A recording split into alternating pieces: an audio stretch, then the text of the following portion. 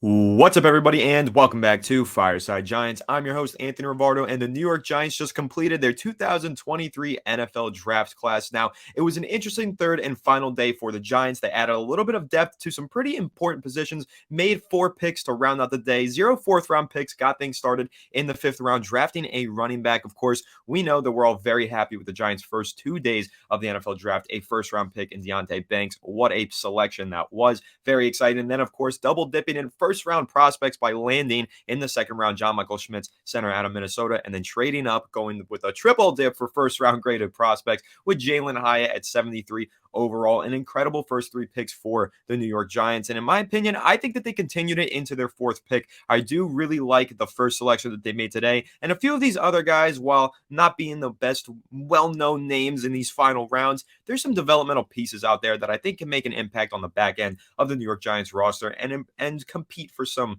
roster spots. So we're going to go ahead, dive in, give you the breakdown on every single one of the prospects that the Giants selected today. But before we do all of that, make sure to leave a like if you do enjoy this episode. Subscribe to the channel if you're new. Ring the bell so you don't miss an episode. And if you're listening on Apple or Spotify, please make sure to leave us a 5-star review. But without further ado, let's go ahead and dive into the first selection. Eric Gray, running back out of Oklahoma. Now, I actually really like this pick, and I'll explain why. Listen, I know a lot of Giants fans were hoping to see the team prioritize a linebacker on day 3, but I do believe that selecting a running back here over a linebacker was the right decision. Now, again, I'll explain why. Under contract right now for the New York Giants at running back, you have Saquon Barkley. He's technically not under contract because he hasn't signed his franchise tag. But assuming he's here on the franchise tag, he's not under contract in 2024. He's not under contract in 2025. Who's behind Saquon? Matt Breida? Well, he's under contract for 2023, not 2024. There's nobody under contract for the New York Giants at the running back spot who can really make a solid impact past this upcoming season. So drafting a guy like Eric Gray in the 5th round, someone who was a full-time starter for Oklahoma, is projected to be a starter by some accounts in the NFL. If you take a look at the Draft Network and NFL.com, they both project him as a serviceable starter at the next level. So the Giants maybe stole a 5th round running back here who can be a starter in their offense eventually if need be, and if not, could be a very solid complementary back to Saquon Barkley. But again, not having any running backs on the roster under contract is the main reason that I like this selection, because the Giants need at least someone on the roster who's going to be here for more than just this upcoming season. Again, not saying that he's a long-term solution. He's going to take Saquon's spot. No, in fact, I think he's just going to help Saquon Barkley, because Saquon Barkley led running backs in the NFL last season because he was on the field for 80% of snaps. That is the most out of any running back in the league. The Giants need some help with that position. They needed a second option from the rushing spot. They needed to create a 1-2 punch, and I do believe that Eric Gray can contribute in such a fashion. So I like this pick. It gives the Giants some depth at a position where they were really lacking depth, and it gives them somebody who's on the roster past this upcoming season. So Eric Gray, a good player. We could rattle off some of his stats as well. He's 5'10", 207 pounds, didn't run the best 40 time, isn't the best athlete, but he's a patient runner. He has really good vision, and he does have some very quick feet. Breaks some tackles with some very nice jukes, couple spins here and there. He had 11 touchdowns this past season, 1,366 rushing yards, the 9th best single season rushing total in Oklahoma University history on 213 carries with 11 touchdowns. So a very solid prospect here in the 5th round of the draft. I don't think you can complain way too much about this one. Eric Gray,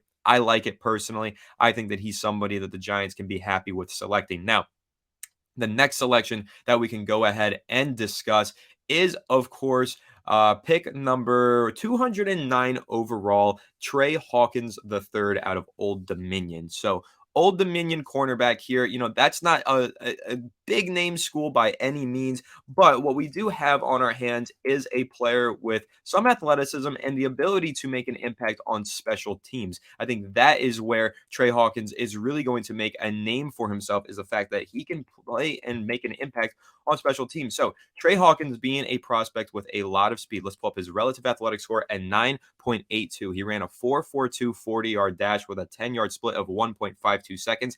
And if you want to look at his explosion, his agility, a 6.74 second 3-cone, which had an elite 9.21 rating. So very good there. And then again, looking at his size, he is another 6 foot plus cornerback, 6'1", 188 pounds, a little bit on the thinner side, but he's strong. Put up 17 bench press reps, which grades out really well for a cornerback. But what you really like about Trey Hawkins here is the speed and the length. He's got that height and he has 32-inch arms. That's solid arm length from the cornerback spot, and he has the speed. So what his impact is in year one is a gunner and a special teams player who goes and tries to block some kicks. He did block a kick during his final season at Old Dominion in 2022. So that's something to keep an eye on. You will see this guy on special teams. Yes, he'll be developing with Jerome Henderson. We know he's one of the best defensive back coaches in the NFL. He'll be developing behind him on the Giants roster, on the back end of the roster, competing for a back end spot. But he will also be able to hopefully make an impact as a gunner and a field goal block specialist on the New York Giants special team. So I do like the addition of Trey Hawkins. Again, nothing super crazy here. You're talking about a 6th-round draft pick out of Old Dominion. He was 4th on the team in 2022 with 57 tackles. He started all 12 games for the team. And so, yeah, he's a decent prospect for developmental on the back end of the roster, but where I really think he makes a name for himself will be on special teams. So that's what I like about Trey Hawkins. Now, moving on to the 3rd pick that the Giants made today. This one is not necessarily my favorite selection. I will go ahead and say that. But Jordan Riley out of Oregon, a big mauler, really heavy guy in the middle of your defense. We know that the Giants wanted to add defensive line depth, but this was likely a priority free agent for the Giants that maybe they heard another team had some interest in. So they went ahead and drafted him. But this is a guy very difficult to find information on him. JUCO product who transferred into 3 different teams, made his way to Oregon for his final season, his senior year, and 6'5", 338 pounds, just a ginormous mauler in the middle of the defensive line for the Giants. And again, I'm not super crazy about this pick. There were probably more productive players on the board, more athletic players on the board, absolutely, because Riley, not an athlete here, but he does add some girth and some weight to the center of the Giants' defensive line, and that's really what you're looking at here with Jordan Riley. A 2.8 overall relative athletic score. Again, not an athlete, but 6'5", 338 pounds. That's, you know what you're getting there. You're just getting a big beast to maul in the center of your defensive line, and you're getting some depth at a position that the Giants made it a point of emphasis to add depth at, right? You're looking at this team. Last year, they had Dexter Lawrence, Leonard Williams as their starting defensive lineman. Then they had a rotation at that 3rd spot, and it wasn't a good one. Now they added Quincy Nunez-Roche, or Rakeem Nunez-Roche, rather, Nacho. They also went ahead and added A'Shawn Robinson. So there you go. You've got 2 quality starters, maybe. I think that Robinson is definitely a quality starter, A'Shawn Robinson, that is. And then Nacho Roche, and then also now you add Jordan Riley to the mix. So just kind of re-emphasizing that the New York Giants really wanted to add depth to their defensive line and make sure that they had extra bodies to aid in run support this upcoming season, because we know that the Giants' run defense was very poor. But rounding this one out with the final pick that the New York Giants made in this year's draft class, 254 overall, they took safety Jervarius Owens out of Houston. Now, I actually like this pick, but probably for a different reason than one might expect. I like this pick because, yes, he's a good athlete. He had a decent career in college at Houston, spent all 4 years there, was mildly productive, had a very good relative athletic score, 9.21. But what I really like about this, he was the captain of Houston's defense. This is a leader. So I see that the Giants here with Jervarius Owens are not only taking a solid prospect in terms of athleticism and developmental ability here, 6 foot, 193 pounds, but ran a 4.57 40-yard dash with a 1.54 10-yard split. That's pretty good stuff right there. A really good 3-cone, 6.75 seconds, really good short shuttle, 4.09 seconds, and he jumped 37.5 inches in the vertical, 10 foot, 5 inches in the broad, 32-inch arms. Again, one of your lanky 6-foot plus defensive backs to add to the mix for the back end of the depth on the Giants roster.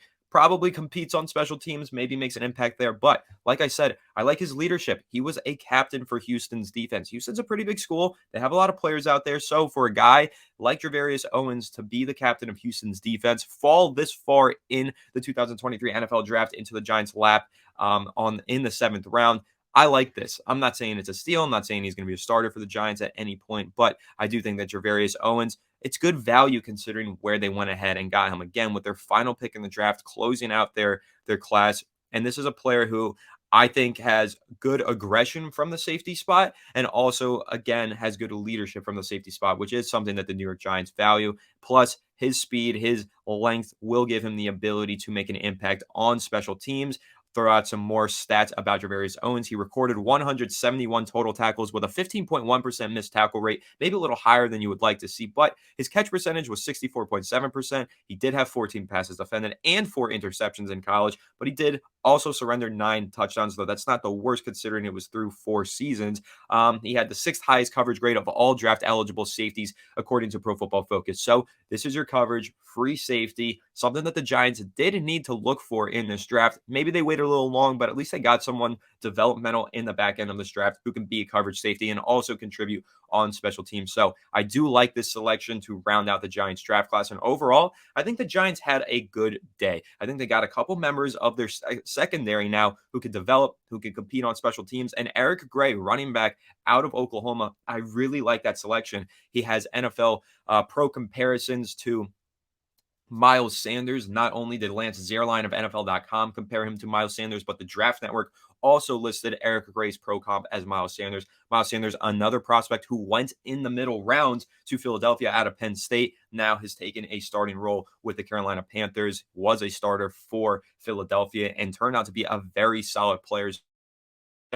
Analysts and scouts are looking at this guy as a player who can have a similar career trajectory to that of Miles Sanders. I think you have to be pleased with that as a Giants fan because Miles Sanders, again, a quality starting back. Not saying he's a superstar by any means. He's not. Not saying Eric Gray will be. Who knows? But I do believe in this kid becoming a potential quality starter at the next level, and at the very least, a very solid second option for the New York Giants rushing attack with Saquon Barkley. So I like that pick. I like most of these picks. Again, I'm a little torn on the Jordan Riley selection, but it's really hard to find information on this guy. However, I do like the fact that the Giants did add a big, heavy mauler for the middle of their defensive line. And I also like that they're adding more depth to their secondary. In my opinion, you can never have enough depth in your secondary. So adding Trey Hawkins and Javarius Owens, good selections there as well from the New York Giants, especially considering that those guys will both compete on special teams. So that pretty much rounds out my recap and analysis of the New York Giants' third day of the 2023 NFL Draft. Thank you all for tuning in throughout the pre-draft and